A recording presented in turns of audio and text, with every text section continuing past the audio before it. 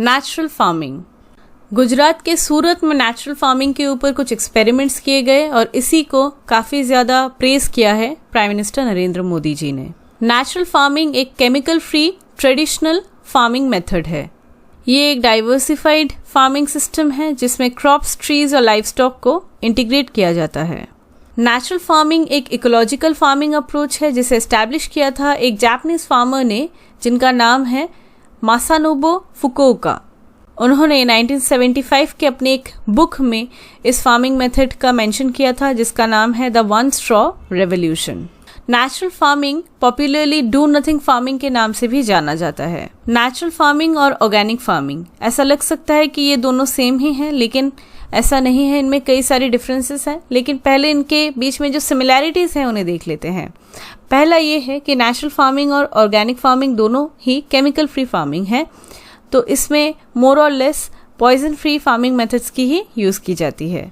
दोनों ही सिस्टम्स में फार्मर्स को डिस्करेज किया जाता है कि वो कोई केमिकल फर्टिलाइजर्स का यूज ना करे, पेस्टिसाइड्स का यूज ना करे फॉर ग्रोइंग क्रॉप्स। दोनों ही फार्मिंग मेथड्स में फार्मर्स को एनकरेज किया जाता है कि वो लोकल ब्रीड के सीड्स को यूज करे, नेटिव जो वेजिटेबल की वैरायटीज हैं, ग्रेन्स हैं, पल्सेस है और दूसरे जो क्रॉप्स हैं उनका यूज करे। इन अ नटशेल, ऑर्गेनिक और नेचुरल फार्मिंग में non chemical homemade pest control methods का यूज किया जाता है। अब आते हैं कि डिफरेंसेस पे। नेचुरल फार्मिंग और ऑर्गेनिक फार्मिंग के बीच में क्या क्या डिफरेंसेस हैं। पहला है फर्टिलाइजर्स।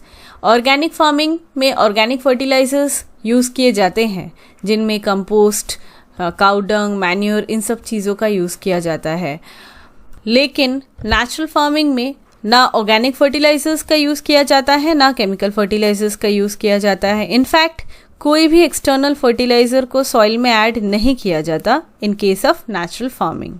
नेचुरल फार्मिंग में ये मेक श्योर किया जाता है कि जो ऑर्गेनिक मैटर है वो डिकम्पोज हो जाए by using microbes and earthworms. तो माइक्रोब्स, अर्थवर्म्स, इनकी ग्रोथ को और भी एनकरेज किया जाता है ताकि सॉइल में इनका प्रोपोर्शन करेक्ट रहे और इसी तरीके से सॉइल में न्यूट्रिशन ऐड होती रहे over the period. Organic farming में बेसिक एग्रो प्रैक्टिसेस को फॉलो किया जाता है। फॉर एग्जाम्पल, सॉइल को प्लाउ किया जाता है, टिल किया जाता है, मैन्योर को मिक्सिंग की जाती है, वीडिंग जिसमें अननेसेसरी जो प्लांट्स है उसे हटा दिया जाता है। लेकिन नेचुरल फार्मिंग में ploughing, tilting of soil, fertiliser addition, weeding कुछ भी नहीं अलाउड है। ये नेचुरली जो प्रोसेस है, जो नेचुरली उगता है, उसी को कहते हैं। सिंस ऑर्गेनिक फार्मिंग में ऑर्गेनिक फर्टिलाइजर्स की ज़रूरत होती है और सारे ही एग्रो प्रैक्टिसेस भी फॉलो होते हैं, तो ये ज़्यादा एक्सपेंसिव मेथड है in comparison to natural farming. Natural agriculture जो है extremely low cost farming method है। नेचुरल फार्मिंग एग्जाम्पल से समझें तो सुभाष पालेकर जी ने ज़ीरो बजट नेचुरल फार्मिंग को डेवलप किया है। ये एक एग्जाम्पल है। Zero budget natural farming primarily India के सदर्न स्टेट्स में प्रैक्टिस की जाती है। इसमें जो मेथड इन्वॉल्व है इसमें है मल्चिंग, इंटरक्रॉपिंग और use of cow dung. Mulching में सॉइल सरफेस के ऊपर एक मटेरियल की लेयर जो है उसे फैला दिया जाता है। इसमें सॉइल मॉइस्चर कंजर्व हो, फर्टिलिटी बढ़े, सॉइल की हेल्थ इंप्रूव हो, वीड ग्रोथ रिड्यूस हो जाए, इसी के मोटिव से मल्चिंग को परफॉर्म किया जाता है। मल्चिंग में जिस मटेरियल को फैलाया जाता है वो ऑर्गेनिक होता है इन नेचर, जिनमें होते हैं फॉर एग्जांपल ग्रेन स्ट्रॉ, इसमें आपके क्रॉप रेसिड्यूज भी आते हैं, ट्री लीव्स आते हैं, एटसेट्रा। इसके अलावा इसमें इंटरक्रॉपिंग रहती है एज वी डिस्कस्ड। तो इंटरक्रॉपिंग में क्या होता है, 2 और more crops they are grown in proximity.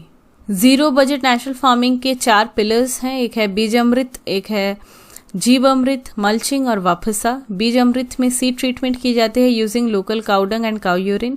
जीव अमृत इसमें काउडंग के इनॉक्यूलेशन को बनाया जाता है, यूरिन के इनॉक्यूलेशन को बनाया जाता है और इसमें कोई फर्टिलाइजर, पेस्टिसाइड का यूज़ नहीं किया जाता है और इसी से सॉइल को ट्रीट किया जाता है।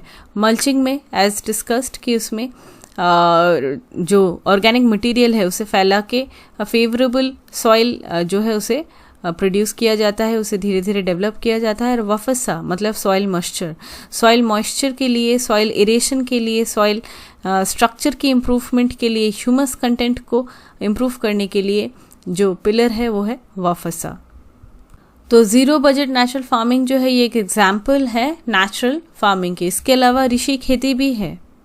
मासानोबु फुकुओका जी की जो नेचुरल फार्मिंग थी, इसी को इंडिया में प्रताप अग्रवाल जी ने नाम दिया ऋषि खेती। ऋषि खेती में भी काउ प्रोडक्ट्स का यूज़ किया जाता है। Butter milk, milk curd, waste urine etcetera, इनसे जो प्रिपरेशन बनती है इसी से सॉइल की ग्रोथ और क्रॉप ग्रोथ को इंश्योर किया जाता है। ये एक नॉन वायलेंट फार्मिंग मेथड है जिसमें केमिकल फर्टिलाइजर्स और पेस्टिसाइड्स का यूज़ नहीं होता। एट प्रेजेंट ये जो ऋषि खेती है ये मध्य प्रदेश, पंजाब, महाराष्ट्र, आंध्र, तमिलनाडु, यहाँ पे ये फार्मिंग मेथड अभी भी प्रैक्टिस होती है in small number of farmers. अब बात करते हैं इंडिया में नेचुरल फार्मिंग की प्रमोशन की। इंडिया में नेचुरल फार्मिंग को प्रमोट किया जाता है एज भारतीय प्राकृतिक कृषि पद्धति प्रोग्राम BPKP।